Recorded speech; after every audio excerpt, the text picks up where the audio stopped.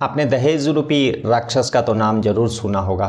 और बहुत साल पहले इस राक्षस की भेंट ना जाने कितनी बेटियां कितनी बहुएं चढ़ चुकी है, और आज भी यह राक्षस हमारे समाज में, इस देश दुनिया में कायम है। और आज की कहानी जो है एक इसी दहेज प्रथा के ऊपर है। और आज की कहानी से एक चीज़ भी साफ होता है कि जो दहेज रूपी राक्षस है वह ना केवल सिर्फ गरीब और मिडिल फैमिली के बीच है, बल्कि जो अमीर हैं, जो अच्छे खासे परिवार हैं, उन लोगों के बीच भी यह राक्षस कायम है। नमस्कार, मैं हरेंद्र और आज आप इस क्राइम स्टोरीज में कहानी सुने। राजस्थान के धौलपुर जिले में एक राजखेड़ा थाना क्षेत्र लगता है, और उसी राजखेड़ा थाने क्षेत्र के नदौली गांव की यह कहानी है।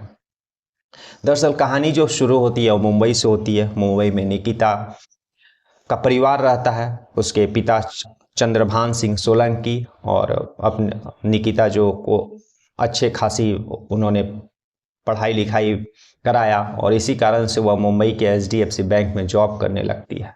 और जब शादी का उम्र हुआ तो उसके पिता जो चंद्रभान सिंह इसी नंदौली गांव के रहने वाले पवन से शादी तय करते हैं, और बाकायदा जो है 2 अगस्त 2020 को निकिता और पवन का शादी काफ़ी धूमधाम से होता है।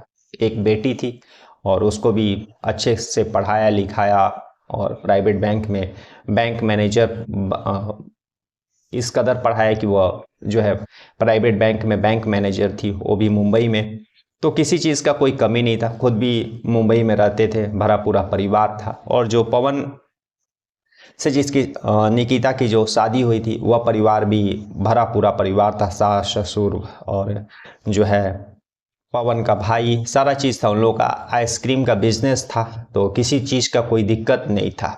2 अगस्त 2020 में जब शादी हुई, शादी के समय भी ये लोग काफ़ी खर्च करते हैं, जो गहने होते हैं और बाकी जो रस्में होती है, अपनी तरफ से जितने कोशिश हुआ था चंद्रभान सिंह अपनी बेटी के लिए शादी के समय भी उसको दिए थे।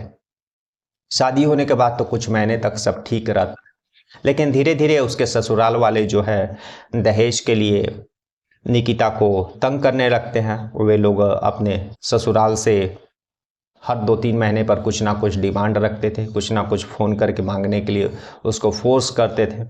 और समय समय पर जो है निकिता के पिता चंद्रभान सिंह सोलंकी अपनी बेटी की खुशी के लिए, अपनी बेटी की इज्जत के लिए वे उसके ससुराल वालों का डिमांड जो है पूरा ही करते रहते थे। लेकिन और समय बीतते गया, 1-1.5 साल के बाद निकिता का एक बेटा भी होता है।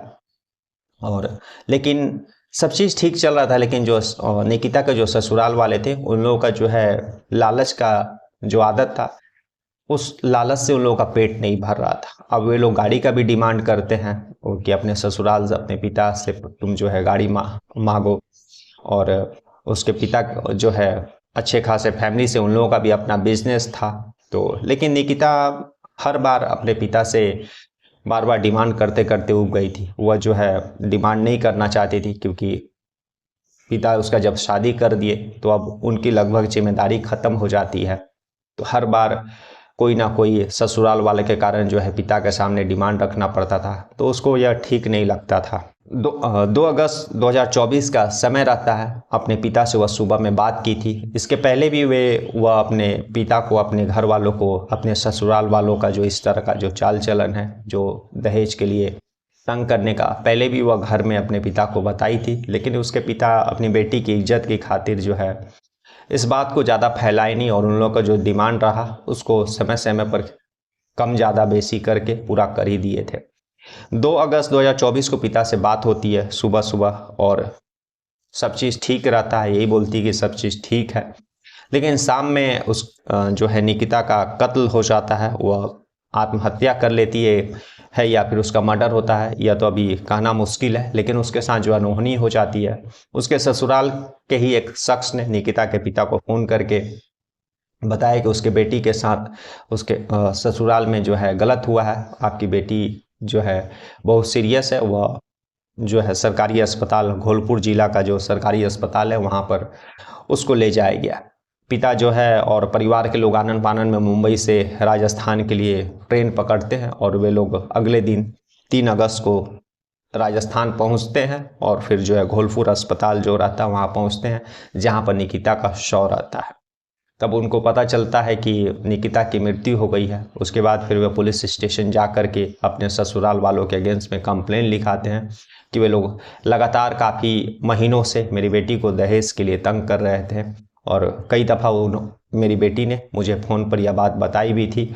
और अभी हाल में लोग i20 कार की डिमांड रखे थे और जो कि मैं पूरा नहीं किया तो शायद ये लोग मेरी बेटी का जो है जान ले लिए।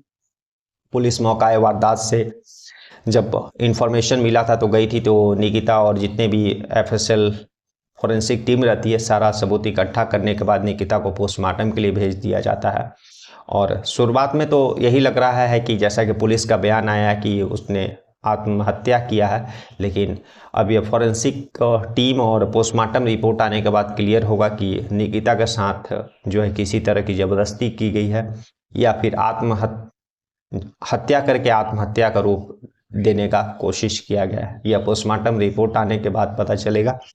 लेकिन फिलहाल यही है कि जो 28 वर्षीय विवाहिता निकिता थी वह तेज तर्रार लड़की थी और खुद भी मुंबई के प्राइवेट बैंक में बैंक मैनेजर थी। लेकिन जब उसका शादी हुआ पवन के साथ, ससुराल आई तो ससुराल वालों ने फोर्स किया कि हमारे घर में, हमारे समाज में, परिवार में लड़कियां नौकरी नहीं करती है, जिसके कारण निकिता को अच्छा खासा अपना जॉब छोड़ना पड़ गया था। और उसके कुछ समय के बाद से ही निकिता को दहेज और अपने मायके से पैसे लाने का जो है बार बार डिमांड किया जाने लगा।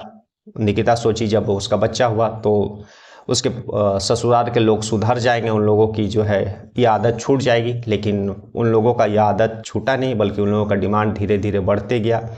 और इसी के कारण शायद, जैसा कि उसके पिता ने कहा है कि उसने आत्महत्या का रास्ता चुना, क्योंकि वह बार बार मेरे से बोल करके थक गई थी। हर बार कुछ ना कुछ ससुराल वालों के कारण डिमांड करती थी और इसके बाद उसने यह कदम उठाया।